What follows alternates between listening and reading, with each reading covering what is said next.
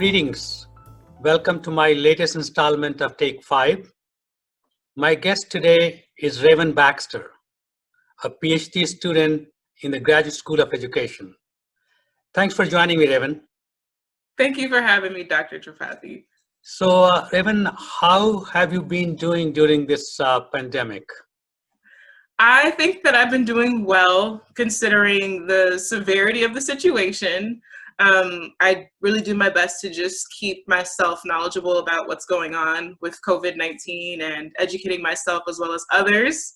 And yeah, I've just been doing a lot of self-care and making sure that I check in on my friends and family throughout what's going on. As a PhD student, you're already an experienced scientist and science educator. What are your future professional goals and how has UB helped prepare you to achieve them? Well, I want to be a science communicator as well as a science educator. And my goal is to get as many people as possible excited about science and curious about science. And I do that through creativity and innovation. So as you may know already, I have several science music videos. I create teaching videos about science.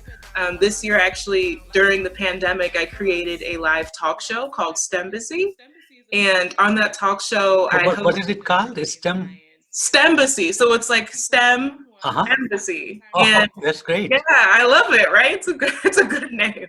And so I host it with 4 other people in STEM, and they're very accomplished, very, very great professional people. And we bring in other professionals in STEM to talk about current events.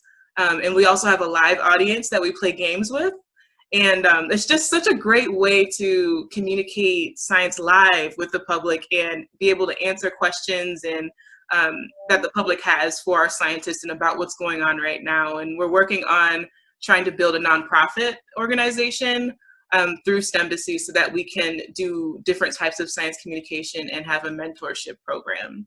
Well, that's really fantastic. And of course, your rap video has gone, become a sensation on YouTube. Why do you think it resonated with so many people? Well, I think it's hilarious that it actually it went all over the place because I made it with the intention of just, when I made it, everyone was just so in shock of what was going on. And it seems like people were scrambling to figure out what should I do? How should I react? And I just wanted to show people that, it's not, there's something to smile about, right? And although we have all of these things going on, I kind of put it out there just to make people smile as well as educate people on how to prevent the spread of the disease by washing your hands and making sure that you're disinfecting your surfaces. And it just spread like wildfire. It was beyond me. So, thanks to the video, Mayor Brown invited you to participate in a new project, right? Tell us a little bit about that project. Sure. So the project's called Buffalo Pause. And the intention of the project is to capture the attention of teenagers in Buffalo, the city of Buffalo, and just encourage them to stay home. And this was initiated because, according to the data that we're finding, there are some hot spots of COVID-19 incidences in the urban areas on the east side and the west side. And what they think is happening is that young people, teenagers, are, school has been mandated to be at home and online. So our students are bored. They're very bored at home. And I think that they're getting a little stir crazy and they're going out and socializing with each other. And they may not be practicing appropriate social distancing measures. So the Buffalo Pause initiative is to encourage those teens to stay home and so that they don't unintentionally infect their families when they come home from hanging out with their friends, etc. I think that's what they think is happening. So I've been going live on the mayor's social media account to do science experiments with the public, and I challenge the teenagers in Buffalo to replicate the experiment and explain the science back to me. I think your goal to to do the science communication, work with the underrepresented minorities in the science field is really a noble one, and we all want that to happen and happen more. So tell us your thoughts on that. Well, when we look at the numbers, we're seeing about a half of the representation in STEM fields as we could possibly see. So for example, I'll take Black people, for example. Black people make up about 13% of the United States population, but only about 6% of the STEM workforce. And if we want a proportionate representation, those two numbers should match. It should be 13% for both cases, but it's cut in half. So that means that we're missing the mark somewhere. And we know from research that when students, when learners, when people see representation, it sparks inspiration, it sparks positive learning outcomes in that. And so since we have a lack of representation of Black scientists in the media, I think that is something that we definitely have to investigate and try to look at ways that we can incorporate more diversity into what people are seeing on television, in movies, on social media, and et cetera.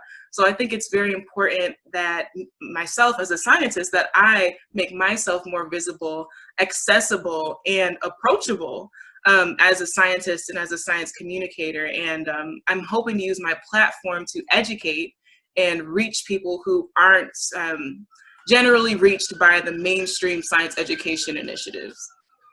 So Raven, what encouraged you to go in science?